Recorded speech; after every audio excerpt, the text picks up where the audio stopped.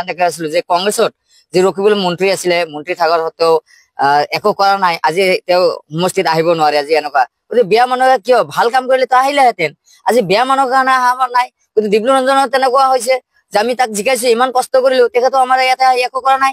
গতিকে আকৌ তেওঁ আমাক কি কৰিছে, ৰকিবুলৰ নিচিনা একো গুণ্ডা বাহিনী লগাই আমাৰ অত্যাচাৰ। আমি সেইটো বিচৰা নাই, আমি অশান্তি বিচৰা নাই, গতিকে আমি শান্তিৰ মাজত জীয়াই থাকিবলৈ দিয়ক, আমি সেইটোৱে বিচাৰিছো। গতিকে সেইটো কাৰণে উন্নয়নটো দূৰৰ কথা, তেখেতে উন্নয়ন কৰিব নোৱাৰে, নামতে কৈ আছে বিজেপি চৰকাৰে কি কৰিব। আজি ডিব্ৰু চংগাত আমি ইয়াতে কৈছো, উকিল গগৈ এদিনা কৈছে যে মুছলমানে বিজেপিক ভোট দিলে বোলে কাফেৰ বুলি কৈছে। ভোট দিয়া হৈছে গণতান্ত্ৰিক অধিকাৰ সকলে, কিন্তু মই ভাবো যে মুছলমানে বিজেপিক ভোট দিলে হয় কাফেৰ। মই কি ক্ষেত্ৰত মই কাফেৰ বুলি মই ক'ব পাৰিম, কিন্তু উকিল গগৈ ক'ব নোৱাৰে। কাৰণ মুছলমান ভোট দিলে কাফেৰ, এইটো মই স্পষ্ট প্ৰমাণ দিম। কাৰণ যেতিয়া নেকি মুছলমানৰ সম্পদ যিটো অকাপ বিল যিটো পাছ কৰিলে, যিটো মুছলমানৰ সম্পদ, এই সম্পদ যেতিয়া কাঢ়ি ললে, সেইটো আপোনালোকে মোৰ ইছলামৰ সম্পদ যদি কাঢ়ি লয়, সেইটোক আমি চুমা খাম নেকি? তেখেতক সমৰ্থন কৰে নেকি? সেইটো আমি কাফেৰ নহলো নেকি?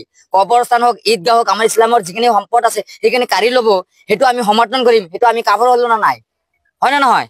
আমি সেইটো কাফেৰ, সেই ক্ষেত্ৰত আমি কাফেৰ বুলি কোৱা হওঁ, কিন্তু ভোট দিয়া বুলি কাফেৰ বুলি নহয়। ভোট গণতান্ত্ৰিক অধিকাৰ, প্ৰতিজন নাগৰিক অধিকাৰ আছে, দিব পাৰে। গতিকে আঞ্জুমান বাইদেউৰ জয় জয় ময় মায়, কাৰণ তেখেতে আচাৰ ব্যৱহাৰ নিশ্চয় দেখা পাইছে। গতিকে মানুহ চাওক কিমান মানুহ গোট খাই আছে, সকলো ঠাইতে আছে। আমি এটা কথা বুজাইছো যে বিজেপি চিজেপি দেখি লাভ নাই, কংগ্ৰেছ চাই লাভ নাই।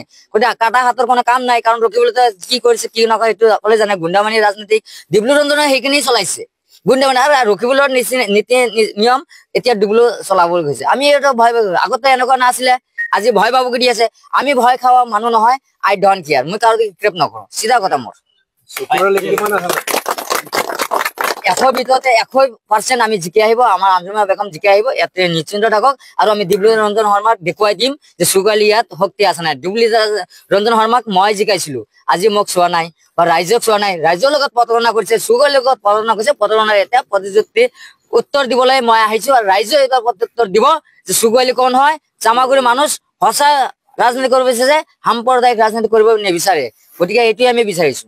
মই ভয় নকৰো, মই গুলি মইতো জেলত গৈছো, এতিয়া গুলি খাবলৈ সাজু আছে। মই বুকু পাতি দিছো, আহক না। গুণ্ডাবানী যদি আছে মোৰ লগত আহক, মই অসম ফিল্ডত আছিম। ক'ত যাব লাগিব গুণ্ডাবানী? মই অকলে যাম। মই ভয় খোৱা মই ল'ৰা নহয়, মই 1998 পৰা মই ৰাজনীতি আহিছো। মই আগতে NDFB আছিল, আলফা ভয় আছিল, তেতিয়া মই ভয় খোৱা নাছিলো চুকুৰালি। আৰু আজি মই এই গুণ্ডাবানীক চাই ভয় খাম নেকি? ডিব্ৰুক মই জিকাই আহি ৰজা হৈ গল নেকি? মই তাকে আমি ভয় খাম? আহক, মই বুকু পাতিছো, মই দুবাৰকৈ জেল খাটিছো, এতিয়া গুলি খাবলৈ সাজু আছো। আমি সেইবিলাক গুণ্ডা চুণ্ডা ভয় নকৰো, আই ডোন্ট কেয়াৰ। এইবিলাক আমাক নৈতিকও ভয়। গতিকে এইটো গেট আউট অলৰেডি।